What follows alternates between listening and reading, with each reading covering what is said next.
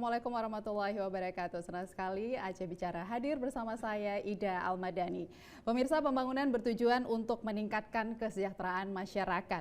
Untuk itu pembangunan harus didasarkan pada konsep pembangunan yang berkelanjutan atau sustainable development. Nah, dengan semakin gencarnya pembangunan berkelanjutan, maka berkembanglah konsep ekonomi hijau atau green economy sebagai konsep yang mendukung pembangunan berkelanjutan dan penghapusan kemiskinan. Nah, kegiatan pembangunan ekonomi di Indonesia lebih banyak berbasis pada sumber daya alam. Aspek perlindungan dan pelestarian lingkungan masih seringkali terabaikan. Nah, sehingga menimbulkan beragam permasalahan lingkungan.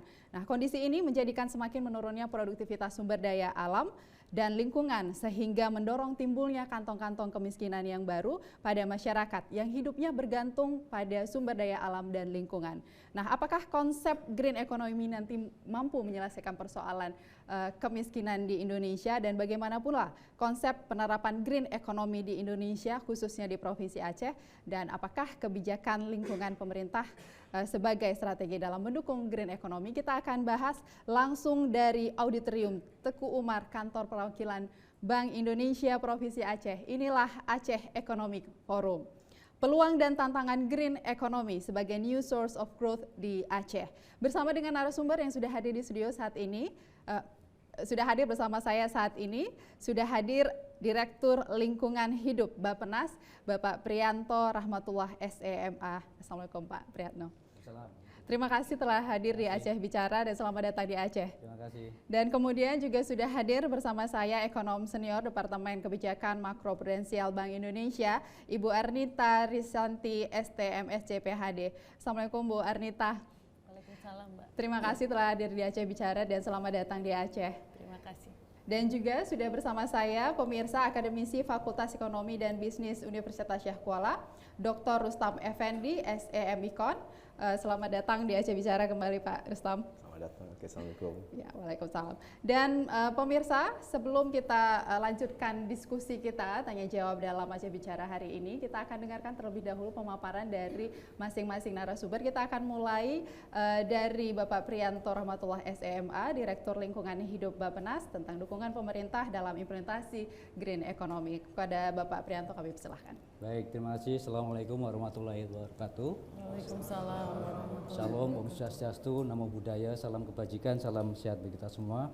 Terima kasih sudah berkenan mengundang kami di dalam Aceh Economic Forum. Ini suatu forum yang luar biasa yang digagas oleh teman-teman dari Bank Indonesia.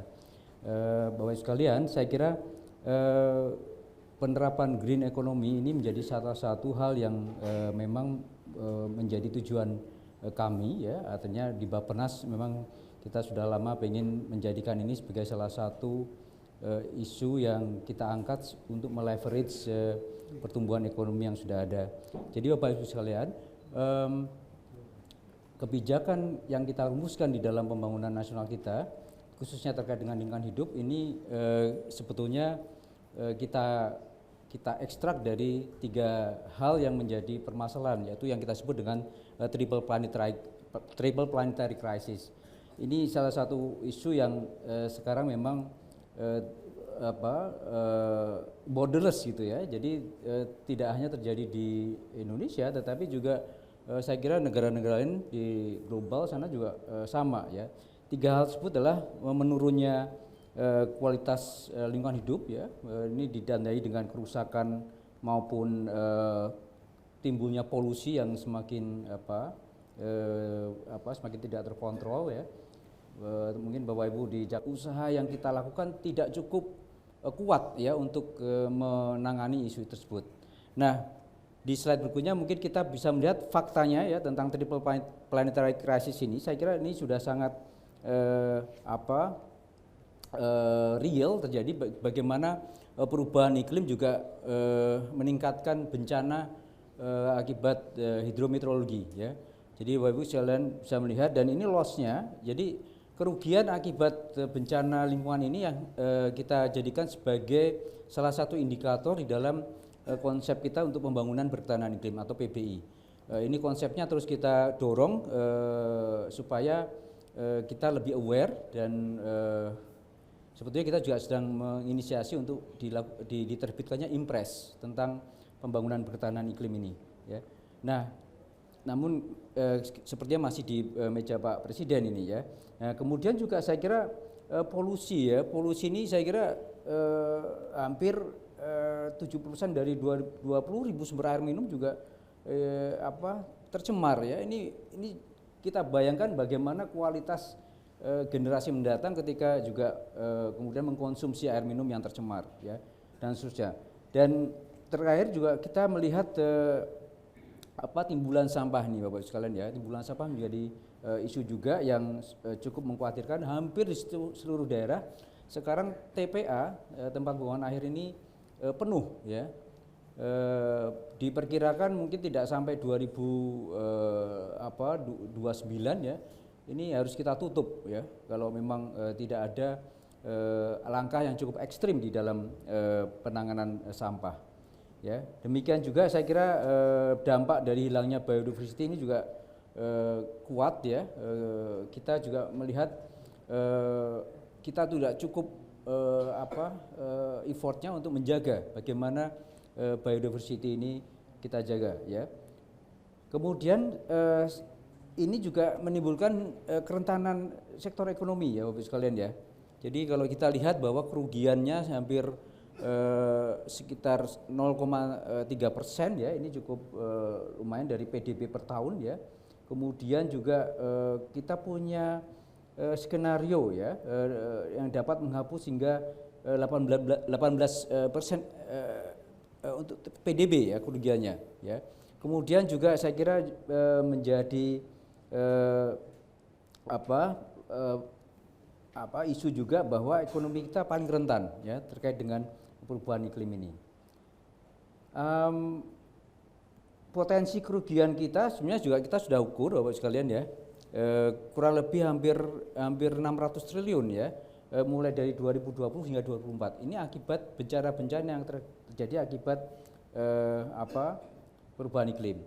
Nah, Bapak sekalian di dalam menangani hal tersebut maka syukur alhamdulillah minggu lalu kita mempunyai rencana pembangunan jangka panjang nasional 2025-2045 yang kita undang-undangkan ya, sudah terbit Undang-Undang Nomor 59 tahun 2024. Ini sebenarnya menjadi guidance kita terkait dengan bagaimana pembangunan lingkungan hidup kita.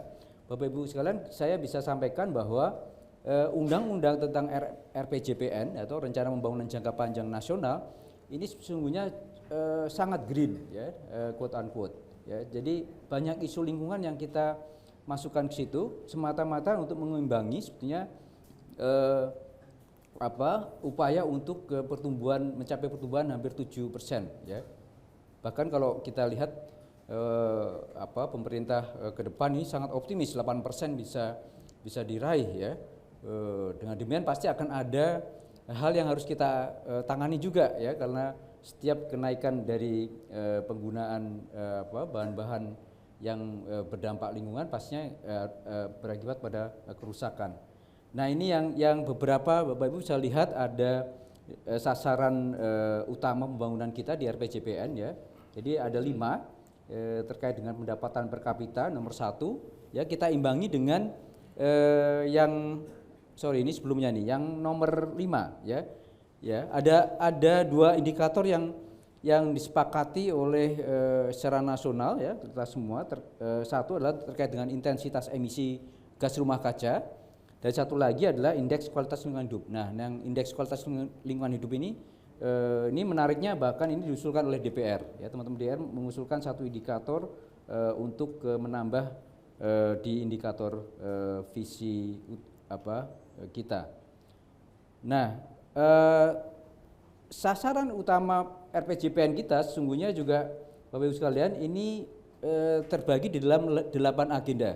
Bapak Ibu bisa melihat ada transformasi sosial, ekonomi, kemudian tata kelola. Ini merupakan 3 pilar utama. Kemudian ada landasan transformasi berupa supremasi hukum ya, dan seterusnya.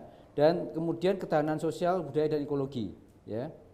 Nah, ini sesungguhnya Bapak Ibu sekalian kita ada di 2 agenda ini ya untuk isu lingkungan di transformasi ekonomi dan ketahanan sosial budaya dan ekologi. Nah di situ sebetulnya ada paling tidak 4 Indonesia Emas atau yang merupakan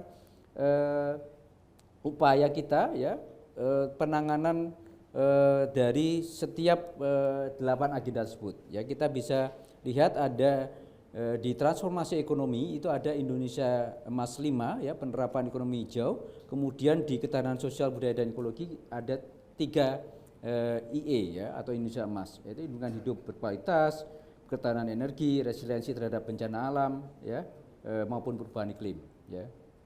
Nah, Bapak sekalian dalam mewujudkan upaya tersebut ya, maka salah satu yang perlu kita lakukan adalah transformasi ekonomi hijau. Nah, ini menjadi menarik karena apa? Ini adalah suatu model pembangunan yang dapat mensinergikan ya pertumbuhan ekonomi dan peningkatan kualitas lingkungan. Jadi memang kita harus mulai berpikir bagaimana lingkungan ini harus kita preserve ya. Nah, itu saja ini bukan hal yang mudah ya karena ada beberapa hal yang nanti kita akan angkat di situ ya. Jadi terkait dengan misalnya percepatan transisi energi ya, kemudian ekonomi sirkular industri ya, kemudian juga pengelolaan hutan lestari dan tenaga kerja hijau ya. Ini menjadi arah kebijakan utama kita dalam melakukan transformasi ekonomi hijau. Nah, saya kira sasarannya ya ini secara detail bisa kita sampaikan di slide berikutnya ya, bagaimana target pertumbuhan ekonomi, kemudian bagaimana kita menyeimbangkannya dengan penerapan ekonomi hijau melalui strategi tadi ya, percepatan transisi energi, kemudian ekonomi sirkular ya, kemudian green job ya maupun pengelolaan hutan lestari. Kemudian saya kira juga terkait dengan pembangunan rendah karbon ini juga menjadi salah satu upaya kita semua ya. Ada 4 sektor yang kita tembak di situ ya, energi, kemudian limbah, pertanian dan sampah ya. Nah ini saya kira menjadi salah satu hal yang sangat kritis ketika kita bicara bagaimana antara pembangunan rendah karbon ya dan pembangunan berketahanan iklim ya, karena kita juga melihat tadi ya PBI atau pembangunan berketahanan iklim ini ada 4 sektor yang kita akan sasar ya, lautan pesisir, kemudian sektor air, sektor pertanian dan sektor kesehatan ya. Nah, saya cepat aja nih. Slide berikutnya terkait dengan bagaimana kita akan melaksanakan ekonomi hijau tersebut ya. Nah, Bapak sekalian ada 15 indikator yang nanti akan kita coba turunkan mulai dari RPJPN ya dan sekarang kita akan masuk di dalam fase penyusunan rencana pembangunan jangka menengah ya, 2025-2029. Kebetulan hari ini ada raker di Jakarta sehingga Bu Deputi tidak bisa hadir dan mewakilkan kami untuk hadir di sini. Nah, ini yang penting adalah bagaimana manfaat nih kalau kita melaksanakan atau mengimplementasikan ekonomi hijau ya. Bisa Bapak Ibu lihat di sini bagaimana skenario yang kita proyeksikan ke depan ya, bagaimana misalnya terkait dengan pengurangan emisi ya, hampir 96 miliar ton CO2 ekuivalen ya untuk emisi ini, sehingga kalau kita kombinasikan dengan pertumbuhan GDP ya, ini juga bisa meleverage rata-rata sebesar 6,5% ya, ini sampai dengan 2050, sehingga target emisi kita di akhir tahun 2045 atau berakhirnya 20 tahun RPJPN ini sekitar 93% dan diharapkan net zero emission dapat dicapai di 2060. Baik. Ya. Baik Pak Prihanto, nanti kita akan lanjutkan lagi di sesi tanya jawabnya. Dan artinya banyak dampak lingkungan yang saat ini kita rasakan dan perlu kebijakan yang tepat untuk melakukan pembangunan ekonomi hijau ini. Baik, selanjutnya kita akan dengarkan pemaparan dari ekonom senior Departemen Kebijakan Makro Prudensial Bank Indonesia, Ibu Ernita Risanti, SDM, SC, PhD. Silakan Ibu. Terima kasih atas kesempatannya. Assalamualaikum warahmatullahi wabarakatuh. Waalaikumsalam. Selamat pagi menjelang siang Bapak dan Ibu. Kami juga ingin mengucapkan terima kasih atas undangannya kepada kami untuk dapat hadir dan menjadi narasumber di event yang sangat penting ini.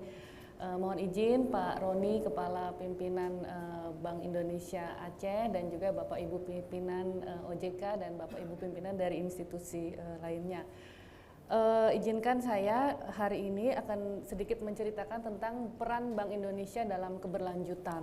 Jadi mungkin kalau kita sering mendengar kalau dalam bahasa Inggris sebenarnya keberlanjutan itu sustainability ya.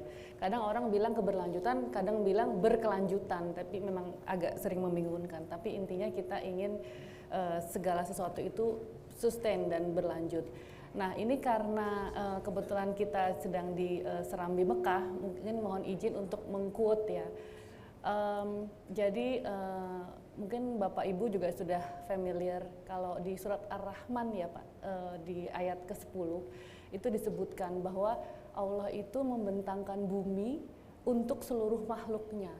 Nah, di situ berarti kita juga harus peduli bukan hanya untuk manusia, tapi juga untuk seluruh alam dan binatang dan seluruh ekosistem. Mungkin itu mengawali dan juga melanjutkan tadi yang sudah disampaikan oleh Bapak Priyanto. Sangat setuju Pak. Untuk itu mungkin saya akan fokus pada sisi kebijakan yang dilakukan oleh Bank Indonesia. Mungkin bisa langsung ke slide nomor 6, Mas. Next ya. Jadi tadi yang sebagaimana sudah dijelaskan oleh Pak Priyanto bagaimana perubahan iklim dan juga bagaimana mungkin polusi yang dirasakan terutama di kota-kota besar di Indonesia dan mungkin juga di Aceh banyak kalau saya tidak salah dengar sempat terjadi angin kencang dan lain sebagainya. Itu adalah salah satu contoh yang kita alami sehari-hari. Kita dari risiko perubahan iklim itu dapat kita kategorikan menjadi dua risiko. Yang pertama risiko fisik, yaitu risiko kerugian akibat adanya cuaca ekstrim, gelombang panas, kekeringan, dan juga risiko transisi. Risiko transisi itu adalah risiko kerugian yang dapat dialami oleh bisnis atau pelaku usaha karena terjadinya misalnya perubahan preferensi konsumen. Perubahan preferensi konsumen karena ingin lebih ke produk hijau dan juga misalnya karena terjadi perubahan kebijakan di global yang lebih prefer ke produk-produk hijau. Nah, pada gilirannya ini akan berdampak pada kerugian ekonomi tadi sebagaimana dijelaskan oleh Pak Priyanto. Mungkin selanjutnya di slide 7. Nah, tadi sudah dijelaskan juga bahwa dampak dari perubahan iklim ini dapat berdampak terhadap perekonomian bisa sampai 40% dari pertumbuhan ekonomi kita apabila kita tidak melakukan tindakan apa-apa. Dan dalam prosesnya mungkin di slide selanjutnya, dalam prosesnya kita apabila kita ingin bertransisi menuju ekonomi hijau itu kita membutuhkan dana karena prosesnya itu tidak murah dan juga tentunya di sini banyak pihak-pihak yang justru kita tidak ingin tinggalkan, terutama misalnya masyarakat yang berpendapatan rendah itu adalah pihak-pihak yang paling rentan terhadap dampak perubahan iklim. Dan untuk itu kita ingin mencapai terjadinya proses transisi menuju ekonomi hijau yang berkeadilan. Yang artinya kita tidak ingin membuat masyarakat yang miskin semakin miskin, yang masyarakat misalnya dia terkena rumahnya kebanjiran itu tidak supaya masyarakat itu juga tidak semakin terpuruk begitu. Nah, dalam rangka mencapai proses transisi yang berkeadilan itu kita membutuhkan dana dan Indonesia, pemerintah Indonesia sudah berkomitmen di Paris Agreement untuk mengurangi emisi karbon sampai 32% itu tanpa bantuan dana internasional dan 43% dengan bantuan dana internasional. Nah, dalam proses transisi menuju ekonomi rendah karbon ini sebenarnya kita juga bisa melihat peluang. Jadi dalam rangka mencapai ekonomi yang rendah karbon atau ekonomi hijau ini kita bisa lakukan dengan langkah mitigasi atau dan juga langkah adaptasi. Nah, langkah-langkah itu sebenarnya langkah mitigasi dapat kita lakukan dengan misalnya kita mengelola resiko, tapi juga langkah adaptasi kita juga bisa lakukan dengan memanfaatkan peluang yang ada. Tadi sebagaimana sudah disampaikan dengan Mbak moderator Mbak Ina ya, bahwa kita bagaimana nih caranya kita dapat memanfaatkan peluang. Dan tadi sudah disebutkan juga oleh Pak Priyanto bahwa Indonesia itu sebenarnya sangat berpeluang untuk implementasi ekonomi sirkular. Di laporan Bappenas ya Pak ya, ada di tahun 2021 kalau nggak salah disebutkan bahwa potensi peningkatan ekonomi apabila kita bisa mengimplementasikan ekonomi sirkular itu sangat besar dan bahkan bisa menjadi sumber pertumbuhan ekonomi baru bagi Indonesia. Itu yang pertama, karena konsep dari ekonomi sirkular itu adalah konsep peningkatan efisiensi. Jadi kita mengurangi input yang dibutuhkan untuk usaha. Jadi misalnya untuk produksi kita kurangi inputnya sehingga otomatis biaya akan lebih murah. Dan apabila dalam proses produksi kemudian ada waste-nya, waste itu dalam arti misalnya ada scrap-scrap yang tidak terpakai gitu, nah itu bisa dijual lagi ke perusahaan-perusahaan yang mungkin tidak berhubungan sama sekali, tapi ternyata bermanfaat untuk industri mereka. Nah itu kemudian juga mendatangkan revenue tambahan. Nah itu adalah sumber pertumbuhan ekonomi baru, itu yang pertama. Kemudian yang kedua, sumber pertumbuhan ekonomi baru itu juga bisa berasal dari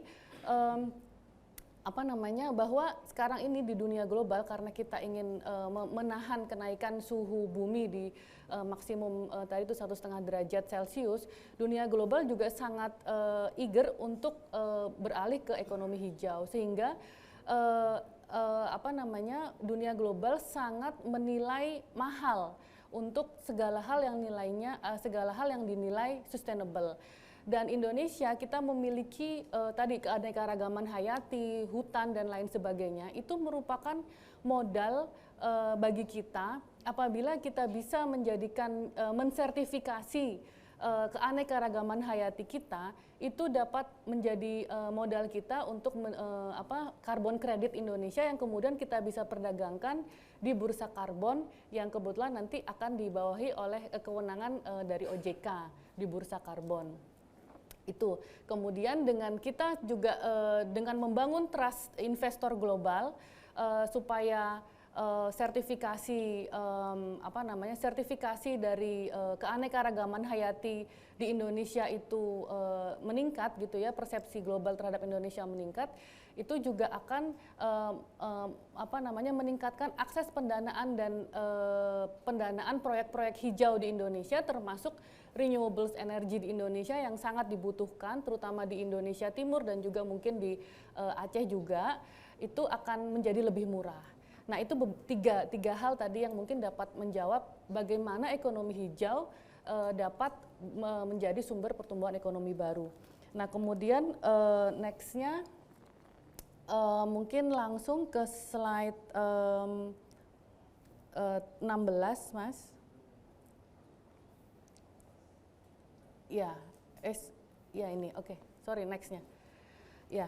Jadi kami di Bank Indonesia kebetulan di tahun 2023 mungkin Bapak dan Ibu di sini juga sudah familiar bahwa kami mendapatkan kewenangan baru dari berdasarkan Undang-Undang PPSK. Undang-Undang PPSK itu adalah undang-undang tentang pengembangan dan penguatan sektor keuangan, di mana undang-undang itu memberikan kewenangan tambahan kepada BI untuk mengatur dan mengembangkan keuangan berkelanjutan, tentunya dengan bersinergi bersama OJK dan Kementerian Keuangan.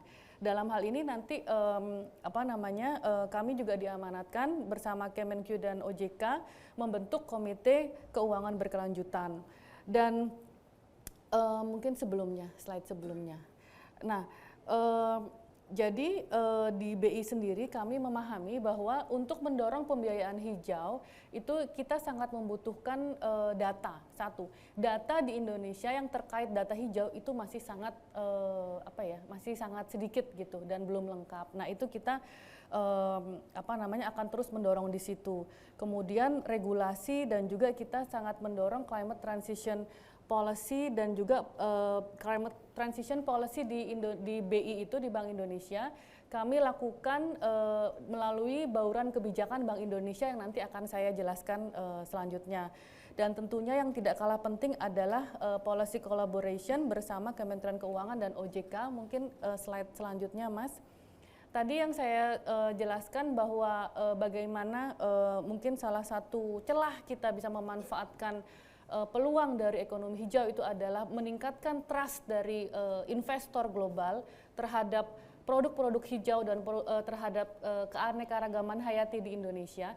Itu caranya adalah dengan sertifikasi. Baik. Bu, nanti kita akan lanjutkan bagaimana sebenarnya komitmen dari Bank Indonesia dari segi kebijakan dan juga inovasi untuk mendukung dan mendorong ekonomi hijau ini di sesi berikutnya. Dan selanjutnya kita akan dengarkan pemaparan dari Bapak Rustam Effendi, Akademisi Fakultas Ekonomi dan Bisnis Universitas Syahkuala. Silakan. Baik Bu Ida, terima kasih. Bismillahirrahmanirrahim. Assalamualaikum warahmatullahi wabarakatuh. Waalaikumsalam warahmatullahi wabarakatuh. Izin waktu sangat singkat, Pak Pimpinan Bank Indonesia, terima kasih banyak Pak atas apresiasi kepada saya bisa hadir di dalam wadah yang sangat bagus ini. Dan juga Bapak Ibu sekalian panelis, Pak Yanto, Ibu Nita juga. Saya singkat saja bahwa tadi kita sudah melihat konsepnya gitu. Dan saya 11 tahun yang lalu ke Jepang, dididik oleh Bapak Penas juga tentang green economy. Di sana saya ke Yokohama, ke Tsukuba, di kawasan Mita itu sudah jalan semuanya saya lihat. Meskipun Jepang tidak punya hutan yang seluas kita ya, tapi sudah jalan saya lihat. Nah, yang akan saya sampaikan adalah fakta yang ada di Aceh, Pak. Izin mungkin dengan data-data Aceh, tadi Pak Yanto sudah apresiasi kita di Aceh. Alam Aceh masih hijau, masih sangat nyaman, dan memang ini coba pada next. Nah, ini pada situasi ini Pak, bagaimana kontribusi kita Pak? Kalau Pak Yanto lihat, kita betul-betul kaya di sektor apa itu primer. Ini saya sandingkan dengan data Sumut yang tetangga kita. Bahwa Aceh itu memang sangat kaya di sektor apa itu primer. Itu 37,83% dan Sumut 26,7%.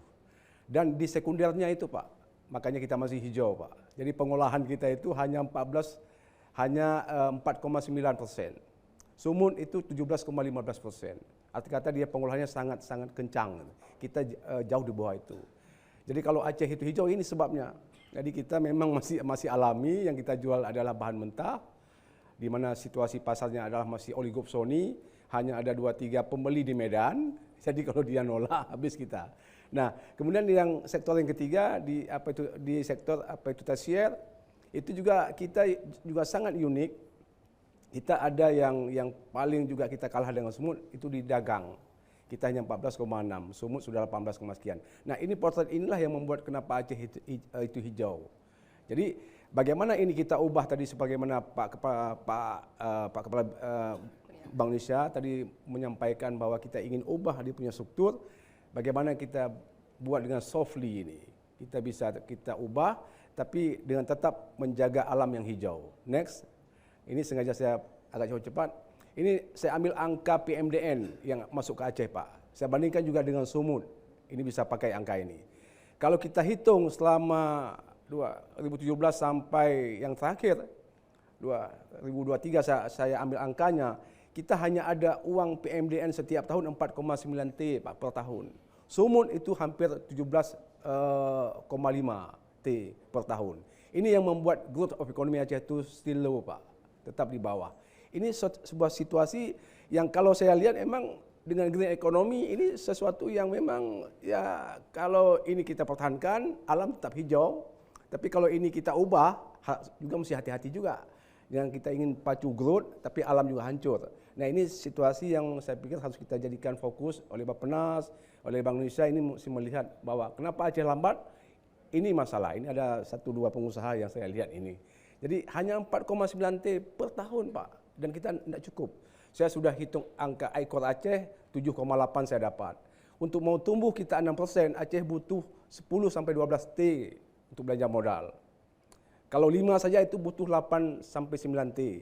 So kita not enough Pak, tidak cukup uang. Jadi hanya ada 4,9 ini PMDN. Kalau PM mungkin lebih kecil lagi Pak. Oke, next. Saya sajikan juga soal pendapatan Aceh.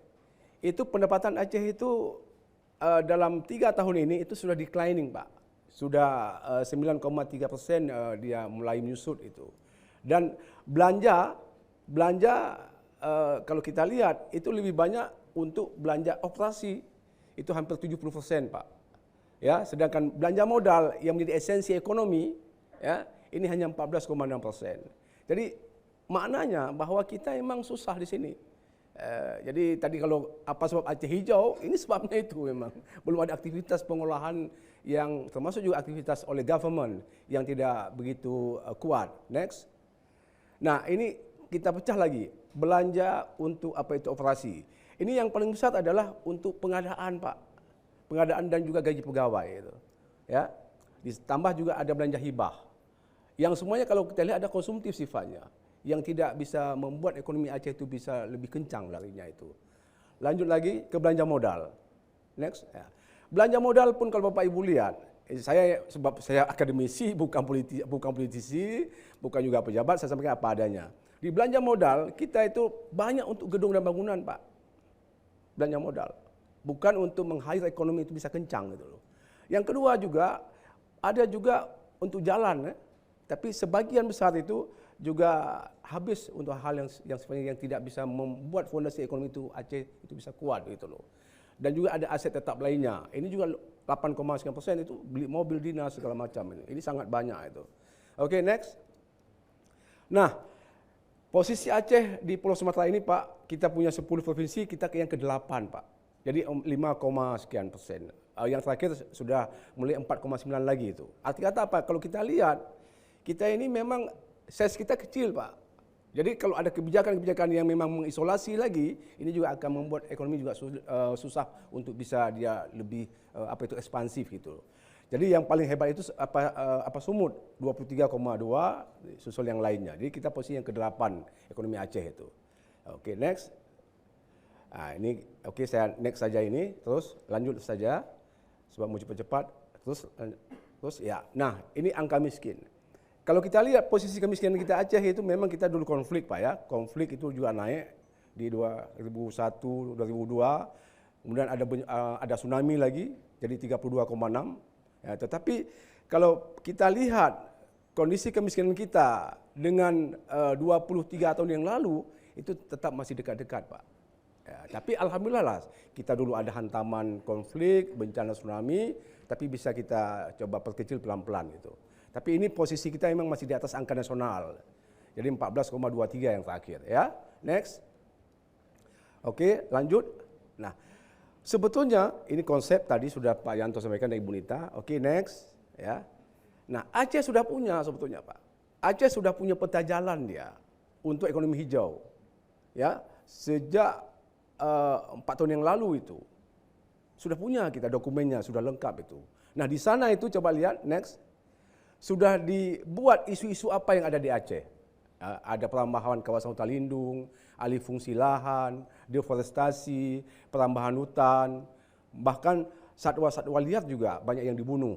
Kemudian juga konflik lahan, tumpang tindih izin, ya ekosistem kita di kawasan pesisir juga yang sudah banyak yang juga hancurkan ya, apa itu hutan, apa itu mangrove, ya termasuk juga kemiskinan dan juga di kawasan KL juga. Jadi ini isu sudah ada sebetulnya, Pak. Sudah lengkap semua Aceh. Sudah sangat bagus saya lihat. Next. Bahkan Aceh punya peluang yang sangat bagus itu. Posisi Aceh yang sangat kuat, ya sumber daya alamnya yang hebat sekali. Kita lengkap, Pak kan? Kita punya sawah, punya hutan, punya tambang, punya laut, semua lengkap. SDM-nya juga hebat-hebat, ya. Pejuang semuanya, militansinya hebat, ya. Kemudian apa lagi? Ada undang-undang khusus UPA, Pak. Itu hampir sebagian besar itu tentang ekonomi semua. Aceh bisa mengelola A, B, C semua, Pak. Sangat kuat. Jadi sangat kuat kita. Next. Nah, dan Aceh juga dulu Bank Indonesia juga membuat kajian. Saya ingat ini saya ambil ini berapa tahun, 5 tahun yang lalu itu. Waktu itu kepala Bank Indonesia masih Pak Zainal itu. Pak Zainal Lubis itu. Itu sudah ada peta apa yang Aceh punya. Sudah ada, Pak. Kita di pertanian kuat, di kelautan perikanan kuat, di kopinya juga luar biasa. Ibu Nita ini beliau belum ngopi, mungkin Pak Bambang bisa ajak ngopi nanti ini beliau. Ya. Dan juga kawasan di wisata kita sangat juga kuat ya. Siapa nggak akui, saya sudah ke Bali, sudah ke Lombok, sudah ke Lampung. Baik. pantai sikit lagi nih. Next lagi, sikit lagi nih. Ini strategi sikit lagi. Ini. Nah, ini adalah saya pikir adalah sesuatu yang menjadi esensi saya lihat. Kita sudah analisis kondisi existingnya, sudah ada yang idealnya, sudah ada strateginya, sudah ada kebijakannya, implementasinya bermasalah saya lihat. Ya, next terakhir sekali Bu Ida, sikit lagi nih. Nah, ini. Nah, di sini yang menjadi faktor penting, Pak, komitmen semua pihak kita yang tidak ada saya lihat, baik eksekutif maupun legislatif. Yang kedua, masyarakatnya juga nggak peduli, gitu loh. Termasuk juga dunia usaha yang tidak ngeh kepada kita punya potensi. Oleh sebab itu, pada hemat saya, kalau Bank Indonesia mau sepakat, evaluasi dulu, lalu valuasi dan advokasi tentang apa yang kita mesti buat ke depan. Lalu hasilkan sebuah policy brief. Ada satu policy brief, kita sampaikan kepada semua pihak, kepada government-nya, kepada untuk apa itu swastanya. Sebutkan siapa berbuat apa, sehingga jelas dia dengan time sheet sekalian saya pikir ke depan. Mungkin ini sebagai penutup Wida, waktu sangat singkat. Terima kasih sebelumnya. Kita belum tutup Pak, nanti kita akan lanjutkan di sesi berikutnya. Terima kasih Wida. Baik, pemirsa, demikian tadi pemaparan yang sudah disampaikan oleh 3 narasumber kita. Dan jangan kemana-mana, setelah pesan-pesan berikut ini kami akan kembali di Aceh Bicara.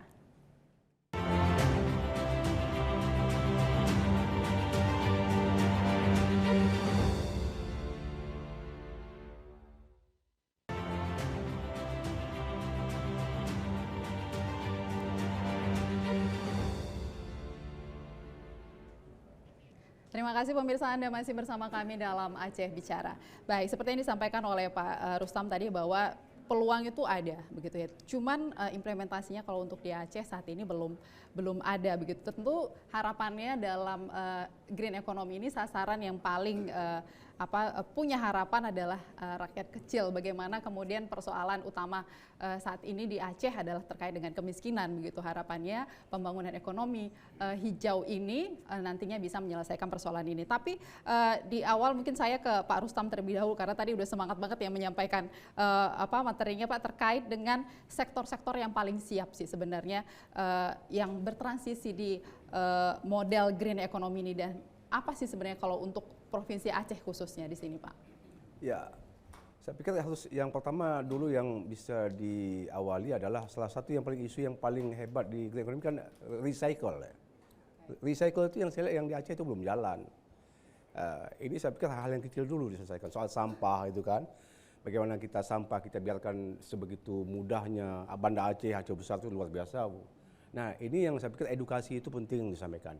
Kemudian yang kedua adalah Aceh kaya dengan pertanian itu. Tapi bagaimana kita inginkan kita tetap hijau tapi nilai tambah kita bisa hasilkan itu. Oleh sebab itu pada hemat saya ini yang mesti ada kebijakan yang jelas oleh pihak Pemda Aceh gitu. Dengan Kadin, ajak Kadin duduk sama-sama. Makanya buat peta jalannya saya pikir. Apa dan siapa akan melakukan apa. Ini penting saya pikir. Kalau tidak maka konsep ini kan sudah lama sebetulnya. Sudah 10 tahun yang lalu ini. Tapi sepertinya tidak ada wujud yang konkretnya gitu loh. Ya, jadi satu sisi kita ingin baik, tapi di lapangan tidak ada yang menuntun ini. Bahkan sebagian mostly mungkin ini publik tidak paham apa itu green economy sih. Apa hanya lihat hutan atau lihat pohon. Tapi padahal di depan kita bagaimana kita bisa buat kompos kompos yang ada sampah-sampah. Bagaimana kita pisahkan yang basah, yang plastik, yang bisa kita olah. Ini kan belum paham masyarakat ini. Artinya masih ada perlu di sini edukasi terkait dengan green economy ini sendiri begitu. Ya. Baik, saya ke Bapak Prianto ini terkait dengan peran pemerintah begitu ya untuk mengedukasi juga dan memfasilitasi transisi ke green economy ini. Seperti apa sih sebenarnya peran dari pemerintah dalam kebijakan, Pak? Ya, baik, terima kasih, Mbak. Jadi yang menjadi isu utama memang kita sekarang adalah di governance ya. Jadi tata kelola kita ini terus terang perlu kita atur gitu.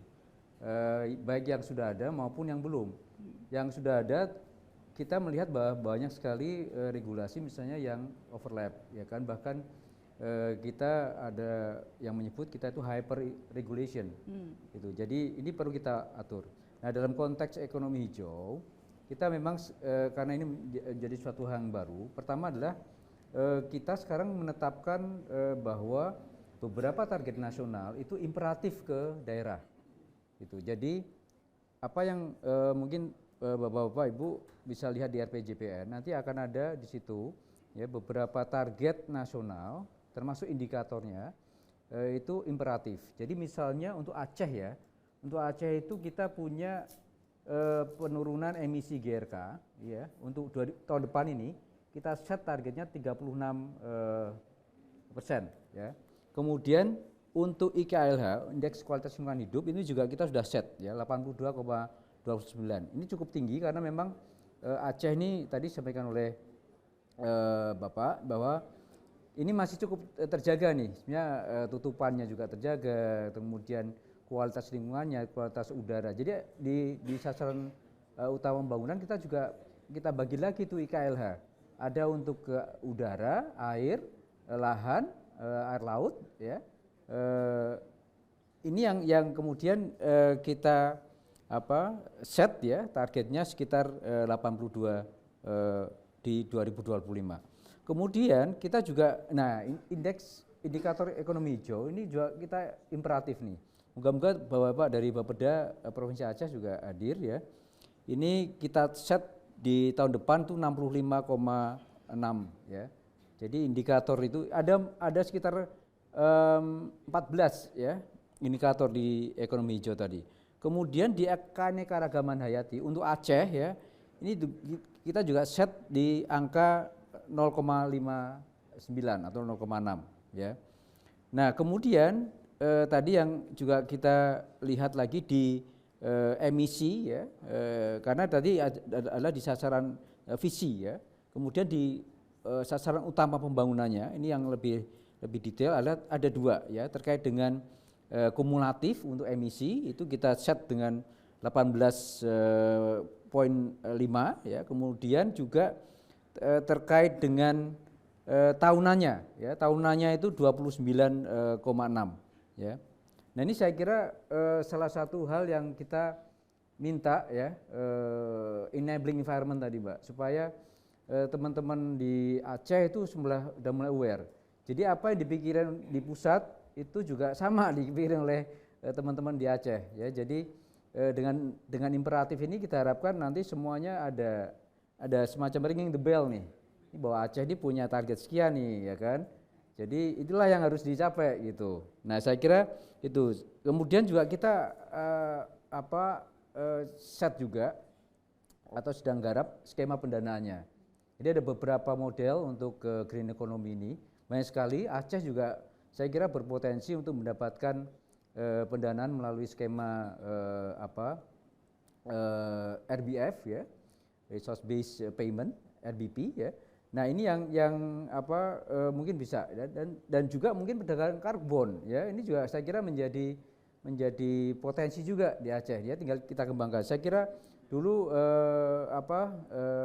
carbon trade di Aceh juga pernah kita lihat itu sebagai suatu hal yang sifatnya real ya. Saya kira itu Mbak, di samping memang beberapa komitmen, nah ini yang penting komitmen. Khususnya dalam beberapa indikator misalnya sampah ya, tadi Bapak sudah sampaikan ya, ekonomi sirkular memang menjadi salah satu solusi ya.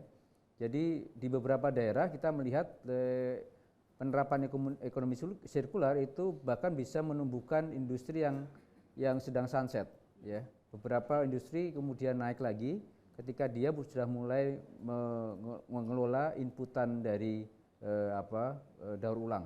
Nah, ini saya kira potensi juga di Aceh ya, termasuk juga mungkin sampah ini juga banyak sekali yang bisa kita garap dari situ. Ada inovasi-inovasi baru ya. Betul, inovasi ya. Dan komitmen yang penting nih teman-teman di Pemda ini dengan imperatif ini mau nggak mau akan turun lagi nanti dari RPJPD-nya, kemudian RPJMD-nya. Nah, RPJMD ini kebetulan kita juga dengan teman-teman Kemendagri sudah menetapkan juga nomenklatur budget itemnya, ya itu penting bagi teman-teman daerah. Ya kalau nggak ada itu, dia memang nggak bisa mengalokasikan. Tapi ini alhamdulillah dengan teman-teman Kemendagri kita sudah koordinasi dan termasuk yang tadi imperatif tadi. Oke, ya. Komitmen ini penting ya Pak ya. Betul. Baik, terkait dengan pembiayaan dan investasi nih Bu Ernita ya, ini tentu menjadi satu tantangan dan juga hambatan untuk pembangunan ekonomi hijau ini. Nah, seperti apa sih sebenarnya lembaga keuangan di sini untuk bisa mendorong ekonomi hijau ini sendiri, Bu Ernita? Ya, terima kasih Mbak. Jadi memang tadi sebagaimana yang sudah saya sampaikan bahwa untuk transisi menuju ekonomi hijau itu perlu dana.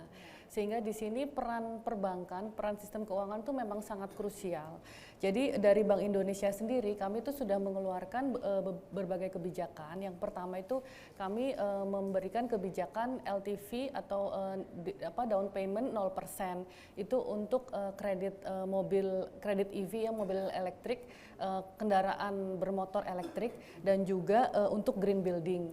Jadi untuk perumahan yang sudah mendapat sertifikasi hijau itu ada pelonggaran gitulah untuk mengajukan kredit. Yang kedua, kami juga ada kebijakan yang namanya RPIM, itu rasio pembiayaan insentif makroprudensial. Itu di mana kami intinya memberikan jadi karena kalau di BI itu digabungkan antara inklusif dan juga hijau karena kita ingin pertumbuhan yang berkelanjutan dan inklusif ya, sehingga di RPIM itu kami harapkan perbankan dapat memenuhi target penyaluran kredit ke UMKM. Jadi itu ada threshold-thresholdnya. Kemudian yang ketiga ada yang namanya kebijakan KLM. KLM itu adalah kebijakan likuiditas makroprudensial. Itu kita memberikan kelonggaran giro wajib minimum yang harus dipenuhi oleh perbankan apabila perbankan ini sudah menyalurkan kredit ke sektor-sektor prioritas. Jadi ada sektor-sektor terutama juga ada di green projects dan juga UMKM, dan juga termasuk sektor-sektor yang dianggap prioritas lah seperti hilirisasi, dan juga termasuk non mineral agriculture dan juga perikanan. Itu ada nanti di website Bank Indonesia. Selain itu BI ini mungkin sedikit bocoran ya. Nanti tanggal 2 Oktober kami berencana untuk meluncurkan aplikasi kalkulator hijau. Jadi nanti Bapak dan Ibu tinggal buka HP-nya, nanti bisa cari di App Store kalau HP iPhone atau di Android, itu tinggal search, tinggal cari kalkulator hijau. Nah itu jadi semua orang, jadi perbankan dan pelaku usaha bahkan individu juga bisa menggunakan untuk menghitung emisi. Nah itu nanti selanjutnya itu sebagai langkah awal untuk Bank Indonesia mendorong pelaporan keberlanjutan supaya pelaku usaha kemudian terdorong untuk bertransisi menuju ekonomi hijau dan semakin mudah untuk mendapatkan kredit hijau dengan catatan nanti menurunkan pengeluaran emisinya begitu. Mungkin. Bisa mempermudah masyarakat untuk bisa mengakses tentang ekonomi hijau ini, begitu. Tinggal bagaimana partisipasi dan kesadaran masyarakat ini sendiri untuk mengaksesnya, begitu. Baik, saya ke Pak Rustam nih terkait dengan ketenaga kerjaan dan juga peluang sosial. Ini Pak Rustam nih, bagaimana kemudian green economy ini dapat menciptakan lapangan kerja, karena ini salah satu persoalan yang sekarang kita hadapi juga di Aceh, begitu. Nah, ini seperti apa, Pak Rustam? Ini yang tadi saya sampaikan bahwa kita kan ekonomi kita kecil ini kita isolasi ya kan, dan ini ada dampaknya kepada pembiayaan. Saya pikir bagi yang memulai usaha, ini kan banyak anak-anak muda yang sangat brilian tuh, ide-idenya bagus itu ya. Ini salah satu pengusaha muda di depan nih, di Lampulo dulu itu, ya. Jadi saya pikir salah satunya seperti Pak Ibu sampaikan ada di pembiayaan. Harus ada kebijakan satu polisi oleh pihak Pemda yang bisa membuka akses itu. Apa yang dia bisa lakukan? Sebab kalau melihat peluang kerja di Aceh kan dengan PMDN yang hanya sebesar itu, jadi job available kita sangat-sangat minim, sangat-sangat terbatas kita. Jadi harus ada satu langkah khusus. Maka tadi saya sampaikan di awal, harus ada satu kajian yang mendalam yang bisa menghasilkan policy brief. Disediakan itu. Kalau tidak Pemda nggak mau tahu dia itu. Siapa berbuat apa, termasuk oleh lembaga keuangan. Kita kan sudah sangat minim nih. Dulu kita punya 74 cabang, tinggal 52 cabang lagi Pak. Ini adalah situasi Aceh. Jadi efeknya apa? Kepada pembiayaan, akses kita sangat terbatas. Kalau akses tidak ada, bagaimana anak muda ini bisa kita buka peluang lain untuk dia bisa masuk ke dalam kancah dunia. Dia selesai di Unsiah setiap tahun, di UTU lagi tadi, sekian di Uniman Lok Semanggi. Cukup banyak Pak, tidak ada job. Jadi saya pikir ini kita punya potensi yang sangat besar tadi, bagaimana kita sediakan akses kepada anak-anak muda ini gitu loh. Ini juga salah satu. Nah, tetapi ya Pemda dengan polisi di budgeting dia yang tidak sesuai dengan apa yang kita mau. habis untuk hal-hal yang sifatnya konsumtif. So bagaimana? Tanya teman-teman di swasta di Kadin itu, bagaimana? Tidak ada apa-apa, Ibu. Jadi saya pikir itu harus kita mulai salah satunya ya. Selain juga apa yang bisa kita perkenalkan dia semacam teknologi yang agak mudah-mudah yang dia bisa lakukan gitu. Ya, dia bisa lakukan itu. Jadi jangan selesai kuliah hanya pinjam uang sedikit, beli motor, hanya jadi tukang Gojek, kan nggak mungkin. Kan nggak semua jadi Gojek.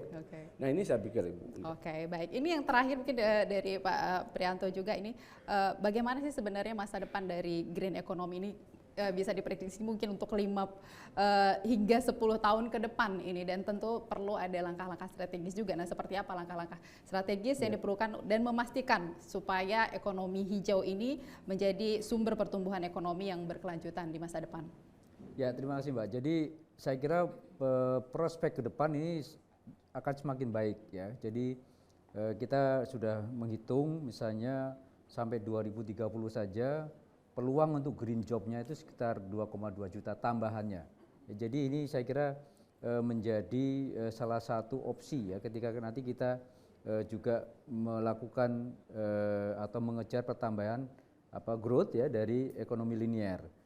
Nah, kemudian juga saya kira dengan disrupsi teknologi ini akan juga semakin menjadikan kita semakin baik lah ya. Kalau apalagi misalnya dengan misalnya target pengurangan emisi, kita ada beberapa teknologi juga yang sedang sudah applied ya, misalnya untuk CCU ya, carbon capture unit ya, maupun CCUS ya.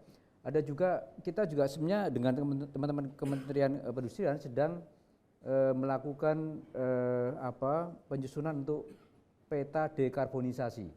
Ya, ini juga menjadi salah satu upaya nanti kita mengalihkan yang tadinya penggunaan fossil fuel ya menjadi yang lebih lebih green ya. Ada banyak hal dan ini membuka peluang ya, peluang juga industri ya, industri yang lebih hijau. Ya, kemudian saya kira juga pastinya akan ada peningkatan restorasi lahan dan seterusnya. Kegiatan-kegiatan seperti ini bisa juga kita offset gitu ya Bapak Ibu sekalian. Kita offset dengan nanti penanaman pohon dan seterusnya, karena saya kira juga kita melakukan giat ini juga akan ada emisi. Nah, dan juga saya kira beberapa hal ini kita juga sedang melakukan beberapa upaya misalnya pengembangan peta SDM untuk mendukung green job ya.